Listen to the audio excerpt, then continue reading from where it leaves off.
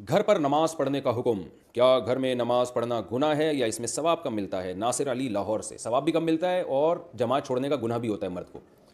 تو عام حالات میں مرد پر لازم ہے کہ جب تک شرعی عذر نہ ہو وہ گھر میں نماز پڑھنے کے بجائے مسجد میں نماز پڑھے۔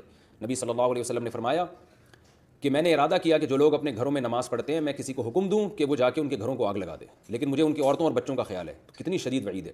اور قرآن نے جہاں بھی فرض نماز کا ذکر کیا جماعت ہی کے ساتھ ذکر کیا ہے، حتیٰ کہ میدان جنگ میں بھی جب نماز پڑھی جائے گی تو اصل جو قرآن ذکر کر رہا ہے میدان جنگ کی نماز کو، وہ بھی جماعت کے ساتھ ذکر کر رہا ہے۔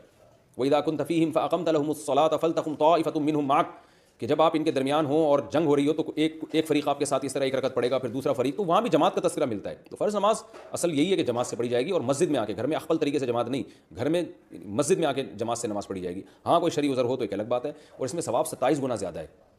اگر گھر میں نماز پڑھنے میں جماعت چھوڑنے کا گناہ نہ بھی ہوتا تو بھی ایک نماز کے 27 مل رہے ہیں مسجد میں، تو کیا ضرورت ہے گھر میں پڑھیں؟ اور پھر اس کے علاوہ کتنے فائدے۔ نبی صلی اللہ علیہ وسلم نے فرمایا جو مسجد میں نماز کے لیے نکلتے ہیں تو ہر قدم پہ ایک نیکی ملتی ہے اور ایک گناہ معاف ہوتا ہے۔ بعض صحابہ نے ارادہ کیا مسجد کے قریب گھر لیں تاکہ دور سے آنا نہ پڑے، تو آپ نے فرمایا دیارکم تکتب آثارکم، وہیں رہو، تم جتنا چل کے آؤ گے تمہاری قدموں کے نشانات کو بھی میزان کے ترازو میں لکھا جا رہا ہے، اس پہ بھی نیکیاں بھی مل رہی ہیں، گناہ بھی معاف ہو رہے ہیں۔ تو اس لیے مسجد میں جا کے نماز پڑھنا چاہیے۔